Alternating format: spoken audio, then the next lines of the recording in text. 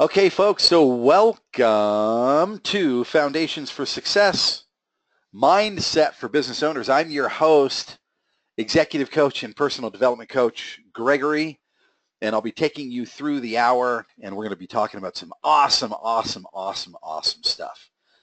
And so I love giving this presentation. It's one of my favorite because everything starts with mindset, right? Mindset is our foundation. So just out of curiosity, you go ahead and raise your hand if you have a question or comment about this. But what kind of business are you engaged in out there? So, each of you is probably doing something different, but I'm curious to hear what some of you are doing. So let's get just, maybe two or three of you to jump in the queue, raise your hand. We got Brendan there that's on the line. Oh, Jeff is up. Okay, so Jeff, tell us a little bit about what you do and why you're here today, what you're hoping to get out of this presentation. Well, I've got an e-commerce site and that's under construction, and then my eBay store. Right on. And I'm kind of looking to. I'm always trying to find other webinars and information on mindset, ideas of what to look forward to, what to try to do different, try something new. That's what I'm kind of looking for.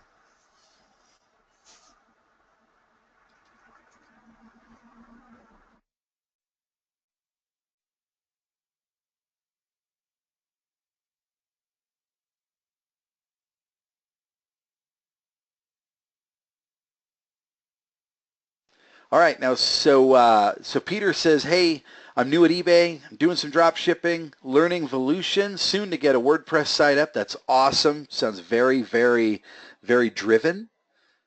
And thank you for sharing. Who else has got their hand up? Anybody else want to share what they're working on and what they'd like to get out of this webinar? All you have to do is raise your hand, jump in the queue, or go ahead and type your chat into the question section. And I'd love to hear from you. Okay. Oh, let's see. Oh, driven is okay. Which way? Hey, Peter, we're going to drive you to success, buddy. That's the only way, right? That's the only way. And so Brendan says that this is his first week in training. Awesome. And so I imagine that, Brendan, you're building a e-commerce business as well of some sort. Thanks for sharing. I love it. So what is the business mindset? Well, let's go ahead and jump in. So mindset in general is an attitude. It's a disposition. It's a mood, right? It's your intention or your inclination. Sometimes we call it a paradigm, right? And when we look at, how we apply the term mindset in a modern setting, a couple of examples here. You approach him from the outside and you slowly get into his mindset as you watch him. It's our mindset that drives our actions. It's our mindset that drives our decisions. It's our mindset that ultimately leads to the results that we get. I recently was having a conversation with one of my coaches, and he said, people cannot get a 7-figure lifestyle on a 5-figure mindset, right? So if you're living in a 5-figure mindset and you want to have 7 figures earning, then you have to get a 7-figure mindset, right? Something's got to change. What's interesting is I remember a story that I once heard, and this guy, he's out fishing, and I don't know if you've ever been out, in the Intermountain West, but a lot of mountains, a lot of farm country. It's pretty easy to get lost if you're not careful. And this fisherman, he's a little bit turned around, he's lost, and so he stops and he asks this farmer for directions back to the closest town. We're just going to say, maybe that town is, Aberdeen, Idaho, right? Kind of out in the middle of farmland. And So he stops and asks this farmer for directions, and the farmer says, well, first thing that you want to do is you want to turn back and go the opposite direction you came. Then you get to a T in the road, and you'll notice a big oak tree on the left side. And you see a big barn across the road there, and you want to take a left. And he says, well, whoa, no, wait a minute. No, that's not right. What you want to do is you want to go straight ahead here until you get to the old mill. And when you get to the mill, you want to take a left. Oh, wait, no, that's not right either. He says, son, he said, come to think of it, you can't get there from here. And so keep in mind, folks, that for some of you, where you are right now, you can't get to where you want to go from where you are. Something's got to change. And that something is your mindset, right? And so how do we know which mindset to cultivate? That is an example of why we need to nurture our mindset, but it's also a pertinent question, right? It's a relevant question. So there are two prevailing mindsets that exist, not just in business, but we're talking in life in general. The first mindset says, I have no control over my circumstances. Can I get a yes or yes if you've ever felt that way? All you have to do is hit yes in the chat pane. Yeah, Jody says, hey, yeah, I felt that way. Jody, I felt that way too. For me, it used to be that I felt like, oh, Bob says yes too. For me, it used to feel like I had my back up against the ropes and I was just being pounded on like a boxer in distress, right? That I was in a title fight and I was losing bad. Now, the second mindset is I am in control of my circumstances. I'm in control of my circumstances. Well, what are circumstances? Right? Circum means around. And stance means things that are standing, right? So it's the things that are standing around you. So it's what you see, it's what you hear, it's what you can touch. Right? Those are your circumstances. Some people feel that they have no control. But the other mindset is that I am in control. I do choose my circumstances. Who here, can I get a yes or yes, realizes that you are in control of your circumstances? Yeah, Cindy says yes. Awesome. When we realize that we are in control of our circumstances, right, then we're empowered. Now, we had a couple of latecomers come in, and just Marlene, so you know, if you have a question, you want to raise your hand, all you have to do is click the little hand near where it says names alphabetically down there by the chat pane. It'll say attendees. You click that little gray hand, it'll raise your hand. I'll call on you, and you can absolutely share by voice if you have a microphone. Otherwise, you can type in the chat pane. Peter says partly in control. Okay, so Peter is partly on the way to empowerment. Jeff says sometimes. So sometimes Jeff is empowered. Cindy gives a resounding yes. Cindy, you are empowered. That is awesome. Thank you for sharing. And Jody says, I'm working on it. Awesome. Love it. Well, you know what? The best way to go is up, right? So empowerment is I am in control of my circumstances. It's 100% responsibility. And we're going to talk about that more in depth as we go. And so let's jump ahead here. So which mindset do you want to choose? Do you want to choose the mindset that you're not in control or the mindset that you are in control? Now, I'm always reminded at this point of Alice in Wonderland, right? Alice and her adventures in Wonderland, to be more accurately. Story by Lewis Carroll, which is actually a story that has lots of metaphors about personal growth and development. And so, Alice is traveling down the road. She comes to a fork in the path. and she's met by a character that's actually up in a tree. His name, they refer to him as the Cheshire Cat, right? So the Cheshire Cat is sitting up in the tree. She's at the fork in the tree or in the road, and she asks the cat, she says, "Which way shall I go?" And the cat just looks at her and smiles. And what does he ask? Anybody? You can either raise your hand and we'll hear from you verbally, or you can type up in the chat pane. I'll just repeat your chat. But what does the cat ask her? Anyone know the story well enough to know what she's asked by the Cheshire Cat? We've got Marlene. Awesome. Marlene, you're up. Go ahead. Marlene, you might have to unmute yourself.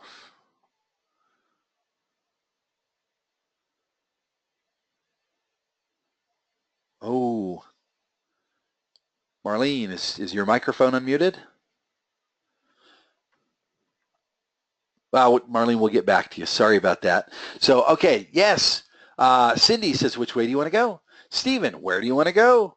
Peter, where do you want to go? Awesome. Those are all basically the right answer. And what does she say? She says, well, I don't know really. And so the Cheshire Cat says, well, then it doesn't matter which way that you go. You can keep on traveling and you're bound to get there, he tells her.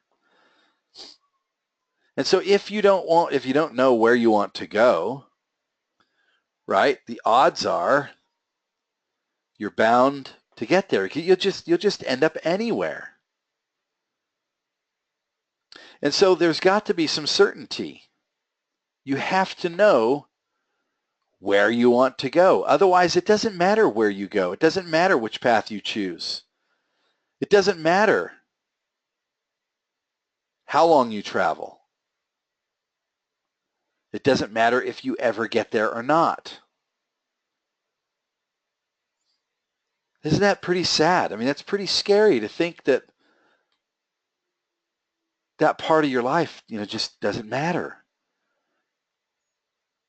When we're in that state, right? We just drift on down the river like a dead fish, so to speak. Well, that's no fun. That's not empowered, right? We're empowered when we actively choose. It's a choice that gives us empowerment.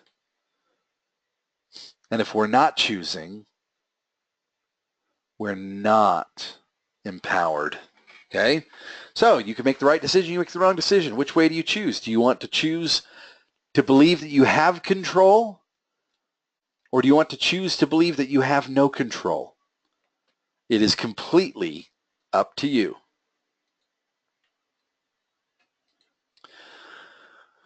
So one of my mentors, when I started in this whole coaching thing, one of my mentors was a guy named Stephen Covey. Stephen passed away, it's going on 4 years now.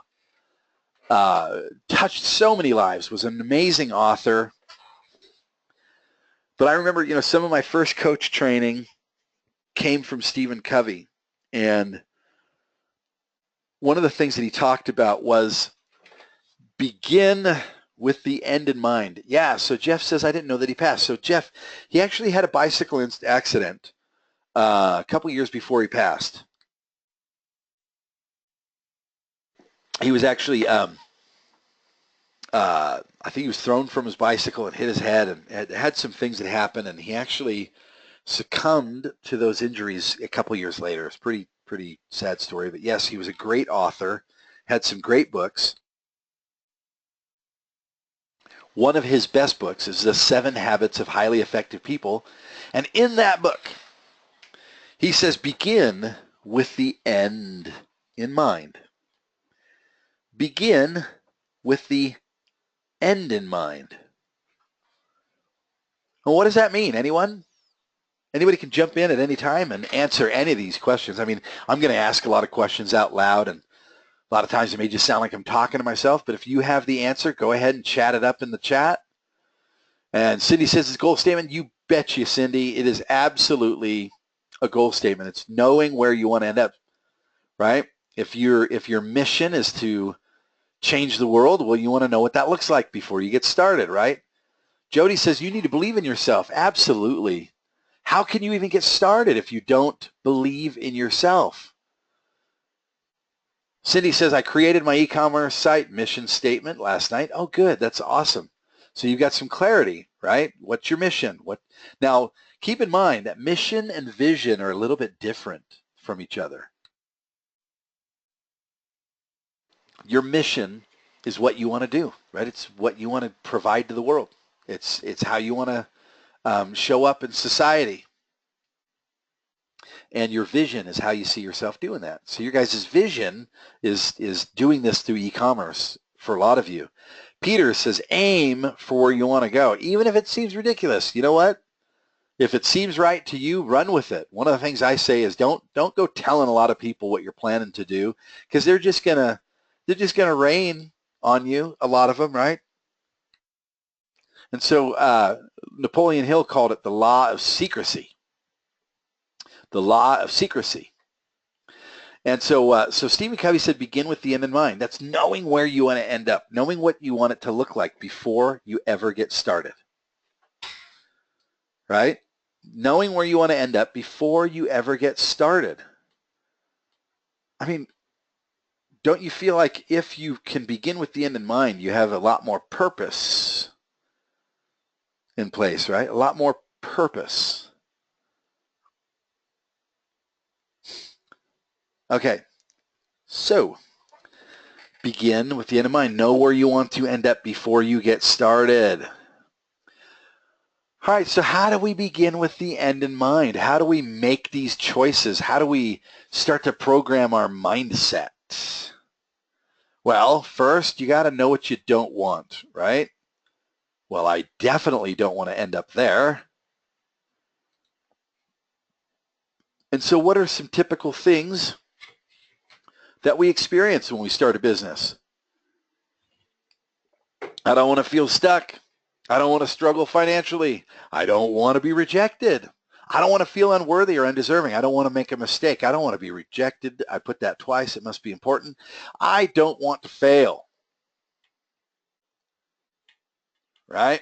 Don't want to fail. So what I'm going to have you guys do is I'm going to have you guys make a list, right? You don't have to do it right now, but you can do it on your own time. And you are going to write down 0 to 10 things that you don't want in your life. 0 to 10 things that you don't want in your life, okay? And what do you think the next thing is? Ooh, you named it, or you nailed it. Know what you do want, right? I want to be financially independent. I want to be successful. I want to have more spare time. I want to create value for my customers. I want to be viewed as an expert. I want to be respected in my field. I want a steady stream of clients. And what do you want, right? 0 to 10 things. I want you to write down 0 to 10 things that you do want. What's so awesome about this is when you list out the things that you don't want, and when you list out the things that you do, or the don't wants and the do wants, right? When you list those things out, you get to choose.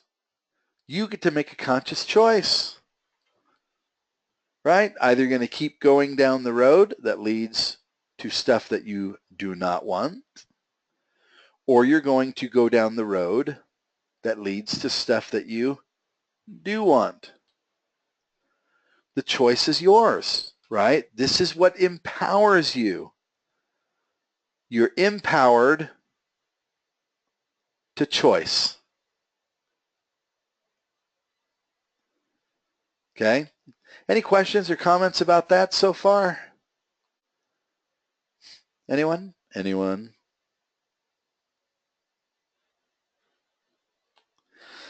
Okay, so don't want and do want. Make your lists. Now, when you make your list of don't wants, right? It's really important to ask yourself some additional questions. Why am I still dealing with that? Right? Why is that still an issue for me? Why am I not past that yet?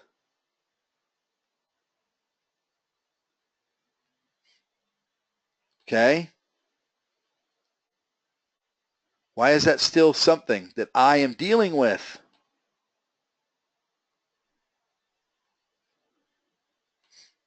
The answer is going to be revealing, right? All right, so with the things that you do want, you're going to ask, why don't I have that yet? Why is that not something I have manifested? Why am I still struggling to make that a reality? Right? There's a lot of different ways that you can ask the same question. You're just asking it slightly differently. Okay, is everybody tracking? Any questions? Is this making sense? Am I explaining this clearly? Okay. So when you ask yourself, hey, why am I not free from that yet? Or, hey, why haven't I manifested that yet? The answer to the question is going to be your belief. Now, this is something interesting to note. Whether it's a reason or whether it's an excuse, the results are the same. It really may be a reason. It really may be an excuse. Okay, I'll give you that. But either way, whether it's a reason or an excuse, your results are going to be the same. You follow? Whether it's a reason or an excuse, your results are the same. And that's the reality, folks. That is serious reality. And so the answer to those questions is typically going to be a belief, right? And so your belief is what drives your actions and your behaviors, something very, very important to know. Okay. So whether the answer is a reason or an excuse, your results, they're the same. Does anybody agree with that? Can I get a yes or can I get a yes? Does that not make sense to anybody? If it doesn't make sense, say no. All right, Jeff says I'm tracking. Jody says yes. Jeff says amen, brother. And we got Peter says yes. And Cindy says I'm still trying to wrap my head around it. Okay, so Cindy, let's say that the goal is for you to walk across the street and to place an apple on your neighbor's porch. Okay?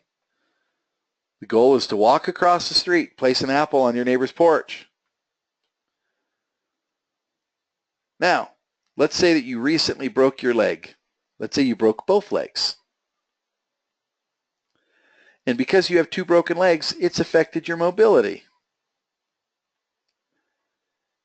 And so your reason is, can't do that. Got these two broken legs.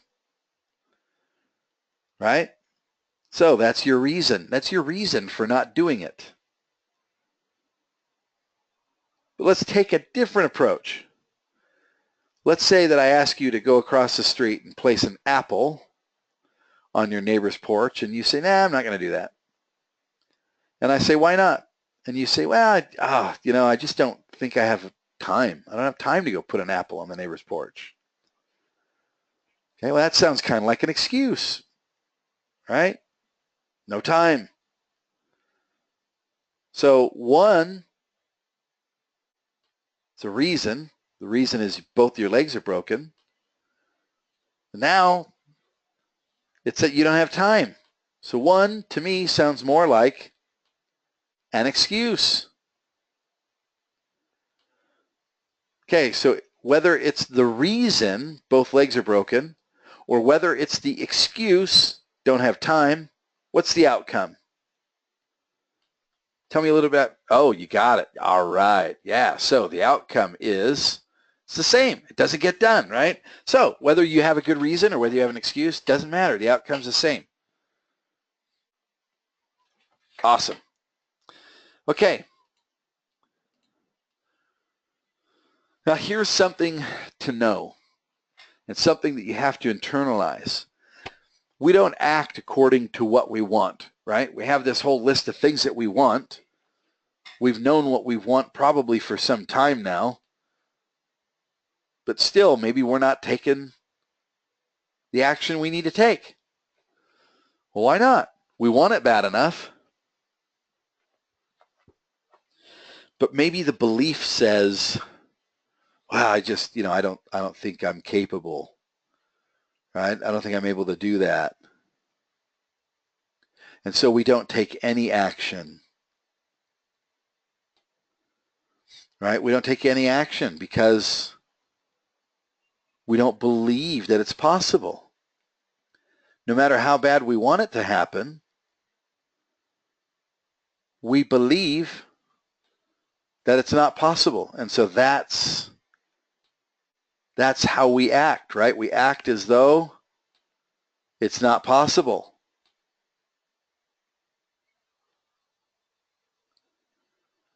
So no matter how badly we want it, doesn't matter. We act according to what we believe. Doesn't matter how badly we want it. We act according to what we believe. It's our beliefs. It's in our subconscious, right? Our subconscious is driven by our beliefs, and our subconscious controls our actions. So we really want this thing to happen for us. We're not behaving as though we really want it, right? We're behaving in some other way. We might have reasons, we might have excuses, right? Either way, we know the results are the same now. And so all of the things, all of the ways that we act and behave in our life that are not in alignment with our desires, right? It's not in alignment with what we want. That's counter-intention. Write that down. Any behavior, habit, or action that is not in alignment with what we want is counter-intention. Oh, I really want to make money online. But I just, I'm just not feeling up to posting product.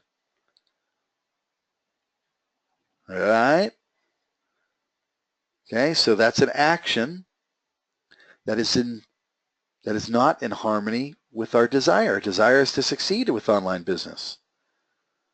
But instead, we're just avoiding doing the things that we need to do in order to make our desired outcomes a reality. That's counter-intention. Yep, exactly. Peter says is what we believe. For sure, Peter. We act according to what we believe, not according to what we desire. And those actions that are not in harmony with our desires, right? It's counter-intention. That's what we call counter-intention. So our counter-intention is really what's producing our results. Unless, like I said, if your beliefs are in harmony with your desired outcome, well, then you're going to be acting in alignment, right? But if not, then we got to change something, right? So what do? Well, if we want to get different results, we have to create a new belief set. And so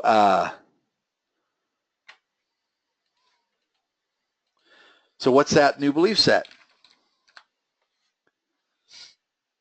Right? So what's the new belief set? What's the new belief set for you?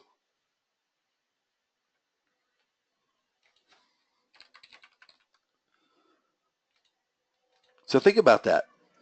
What beliefs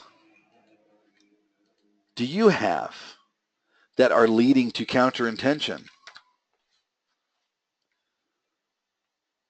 What beliefs do you have that lead to counter-intention?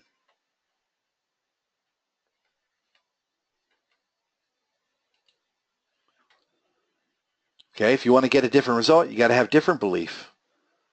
If the beliefs that you have now aren't working, well, you got to really examine it. So in order to get new beliefs, we got to get rid of the old beliefs. If you want to get some new belief, you got to get rid of the old beliefs and make room for those new beliefs in that brain of yours. I can promise you there is room for new belief.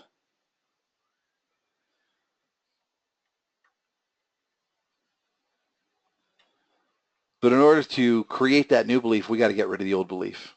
So how do we do that? Anybody have any ideas how we get rid of old beliefs? Anybody have any idea? You could take a shot in the dark. How do we get rid of the old beliefs? What do we call that process? Okay, new set of goals, that could be helpful. But having new goals doesn't really address old beliefs. Anybody else want to take a shot? Okay.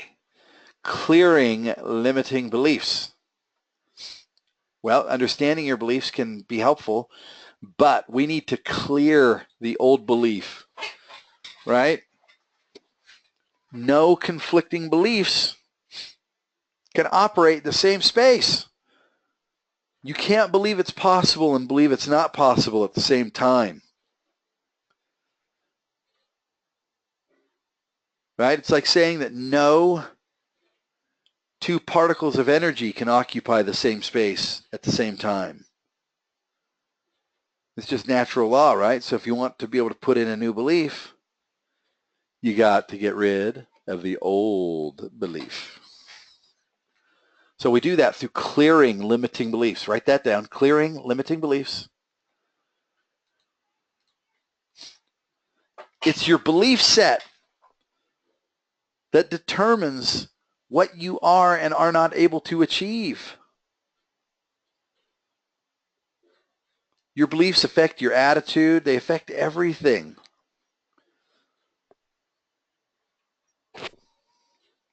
I think, what did Zig Ziglar say? He said it's your attitude, not your aptitude, that equals your altitude, right? Something like that. That's not how capable you are.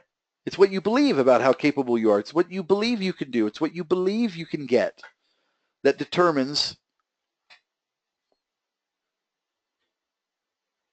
the height of your ceiling, right? As you see right here. You know, this guy is being stopped. His balloon's being jammed up by dark and stormy skies. Represents limiting belief.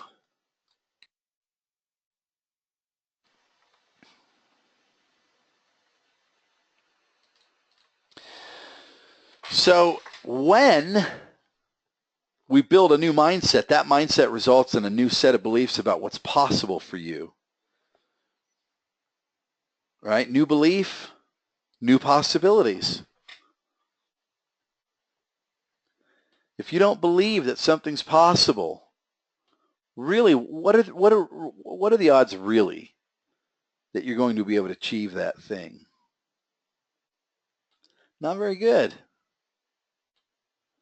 Right? So, a new mindset is going to help you to create some new beliefs. Okay?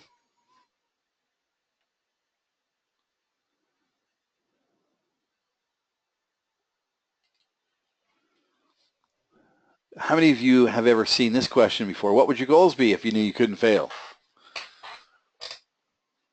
Right? If you believed that nothing was impossible, where would your goals be? Would you have the same goals? Would you have new goals?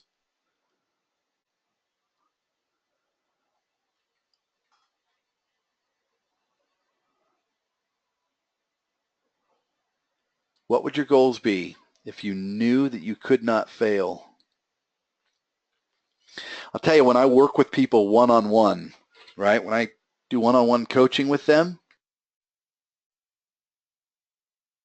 one of our primary goals is to get them to a place where deep inside they truly believe that they cannot fail. They truly believe that they will not fail.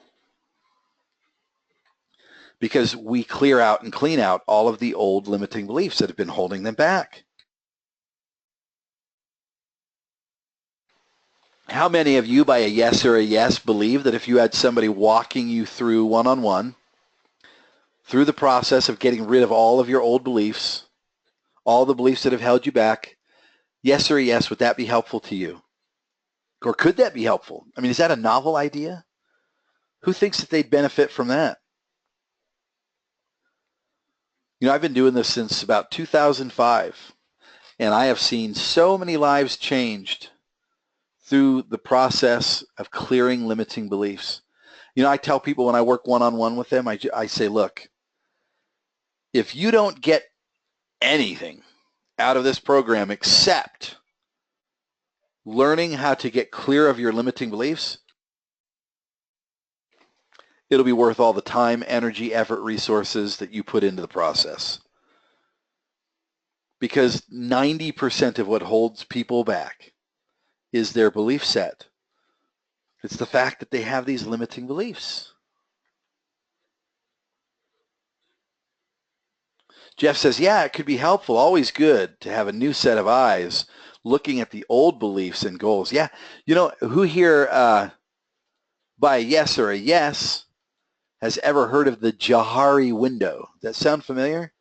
If you've ever taken communication classes in college, or if you've studied psychology, you know what the Johari window is. Cindy says yes. I think Cindy's got a microphone, right? So Cindy, I'm going to unmute you. Let's talk a little bit. Are you there, Cindy? Yes. So what do you remember about the Johari window? Isn't that where you have like the four squares and it's Yes. What you think about yourself versus what other people think about you, That's what right. you think they think about you, and So, what they really think about you. yeah, so there's an old saying, I am not what you think I am, I'm not what you think I am. Or I'm not what I think I am not what you think I am what I think you think I am. And the Johari window says, there are things that I know about me that you don't know. And there are things about me that we both know, right? Then there are some things about me that I don't know, but you know. And then there are some things that neither of us know. And so the things that you know that I don't know is called blind spot, right? And the things that neither of us know is called unknown. And it's that blind spot.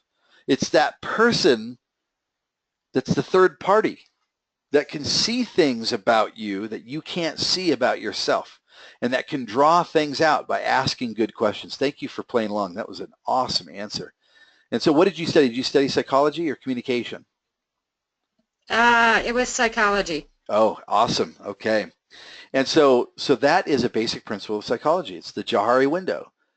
And a coach can help you to see things about yourself that you cannot see, right? That you cannot see. So this whole thing about, well, what would your goals be if you believed that you couldn't fail? Here's the thing.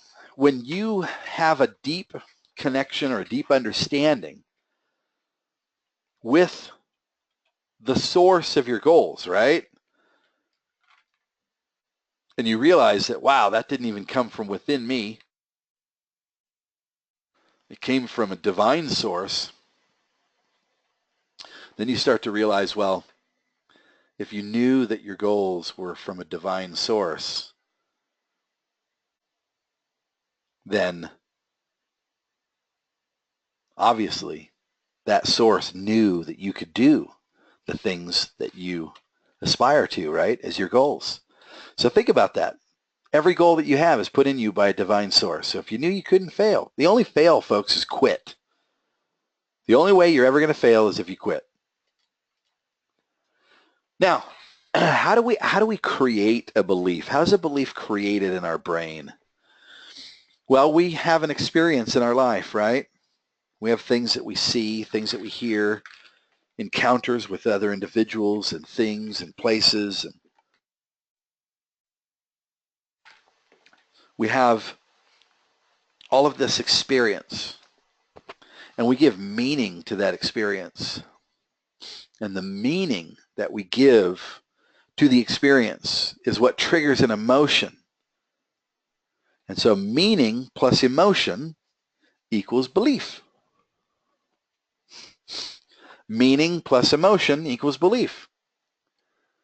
Now, those beliefs are created in your brain. They actually affect your subconscious, and it's your subconscious that governs your habits and behaviors, right? We've mentioned that before. By a yes or a yes, who's ever driven home from a place and didn't remember driving home? It's not because you were on drugs or alcohol or anything, but just because you were driving, but your brain was really checked out. Like your conscious mind was checked out off the freeway somewhere else, thinking about something different, right?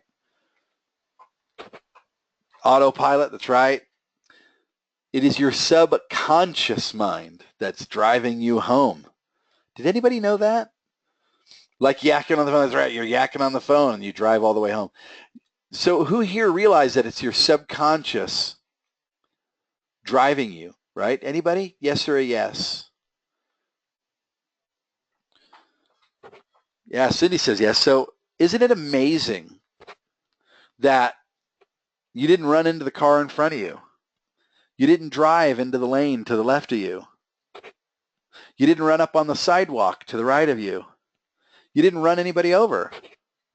If you're the person, that often uses your turn signal, which I hope you are, right? You used your turn signal, you used the gas and the brake.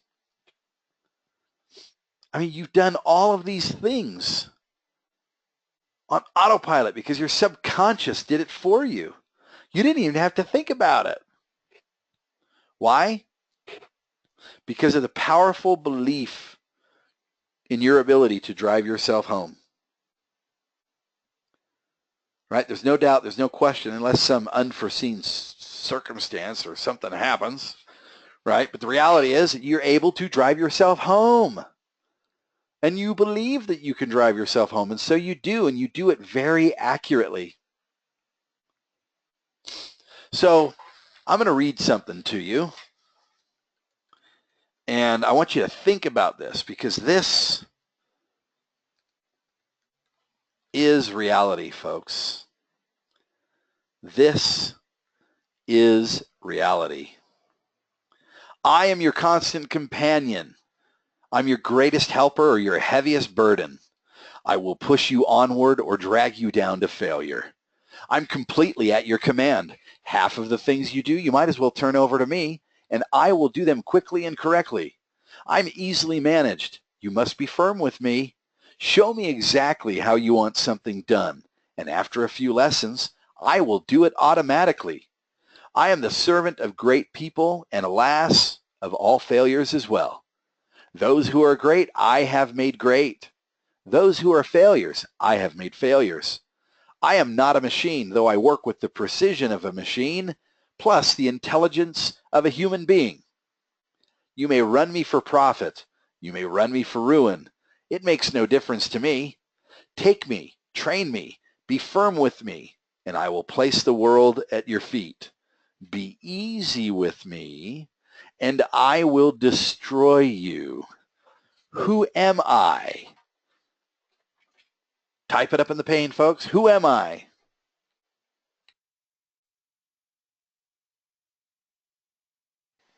Going once, going twice. So we've got God, we've got the mind. Somebody else says God. Marlene says the belief system. Well, all those things are contributors to your habits, right? I am habit. Our habits are born out of our belief system. So Marlene, that is the foundation. You're exactly correct. And that belief system, Peter, lies in your mind, right? And Cindy and Jeff, a lot of your beliefs come from a divine source. They come from God, if you will. I believe that there's a God. But it is habit. I'll tell you what, one of the things when I work with people one-on-one, we work on establishing beliefs that lead to good habits. What if success for you could be turned on autopilot the way that you drive yourself home? Get rid of your limiting beliefs, establish the right mindset, and it can. I always recommend working with a coach for those things. You can do it a lot easier with a coach than you can on your own.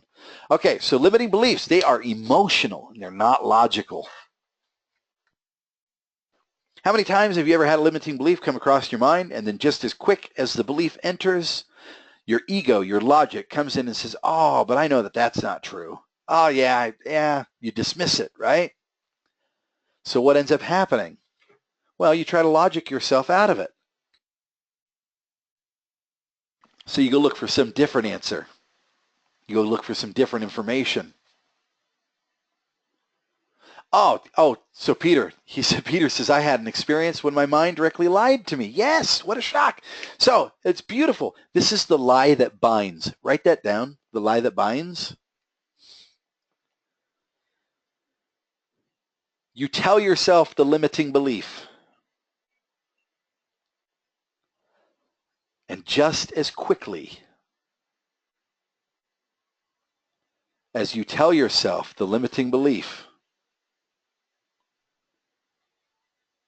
you tell yourself, but I don't really believe that. And so you go looking for answers. You go looking for solutions. And instead you stay stuck because the answer was there all along. But just as quickly as your ego told you the limiting belief, the ego tells you that you do not believe that belief. Because to accept the belief is to be painful, and the ego doesn't like pain. To change is painful, so the ego tells you the limiting belief, right? It keeps you stuck there. But then as soon as you acknowledge the belief, the ego says, yeah, but I don't believe that because that's painful. So the ego tells you two lies. The first lie is the limiting belief, and the second lie is, I don't believe that, or that can't be true. Peter, thank you for that. Thank you for sharing. Thank you for being vulnerable in that area. Okay, so it's emotion that feeds limiting belief. So if you want to change the belief, you got to change your emotional makeup. Okay, so eliminating an old belief allows you to create a new belief in its place. We talked about that, right? Now, you cannot change a belief with the same thinking that created the belief, right? Like I said before, you cannot generate 7 figures on a 5-figure mentality.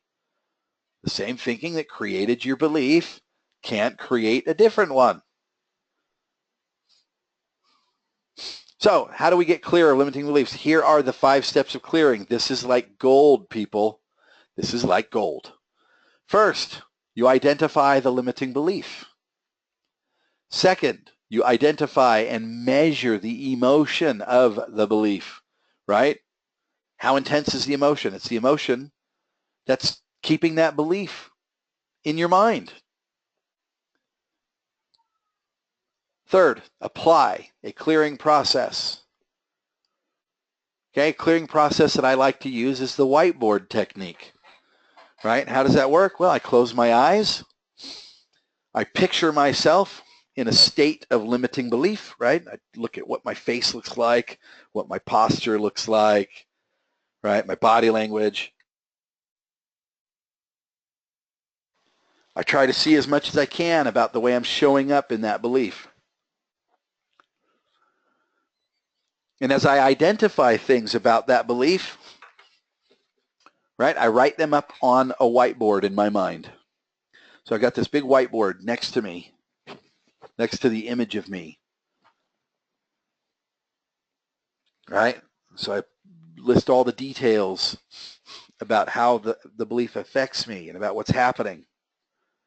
Put them all up on that board. And then I erase them. I imagine myself with a big eraser erasing all of that stuff off of the whiteboard. And the next, I want to go back and I want to remeasure the feeling. When I think about that belief, when I think about myself accepting that belief, does anything come up around it? Or is it neutral? Is it gone? If it's neutralized, that's it. No more belief, right? So we remeasure and then we repeat if necessary, right? If you don't get it all, if you started out and you were feeling like the emotional intensity was a 9, well, make a note that it was a 9. If you get down to a 2, make a note, down to a 2. Okay? And then last step, hey, if you went from a 9 to a 2, you're not down to 0. Looks like we got to apply the clearing process again, repeat if necessary, right? Right there. Okay, good. Look, folks, everything that you want to accomplish starts inside of you. You can do this, right? You can do this. You just have to adjust your mindset. You just have to adjust your mindset. Doesn't look like there are any last minute questions. Hopefully you guys found this valuable. Hopefully you took good notes. And I appreciate you being here. You guys are awesome. The participation has been fantastic. Was this valuable to you? Can I get a yes or get a yes? All right. Cindy says, awesome. Jody says, yes. Peter says, yes. Brendan, very good. Marlene says, yes. All right. So, yeah, exactly, Jeff. Looking forward to interacting with you again as well. Okay, you guys are awesome. Have a fantastic weekend. Take this information, put it into practice, and go out and make it a great business opportunity. Thanks.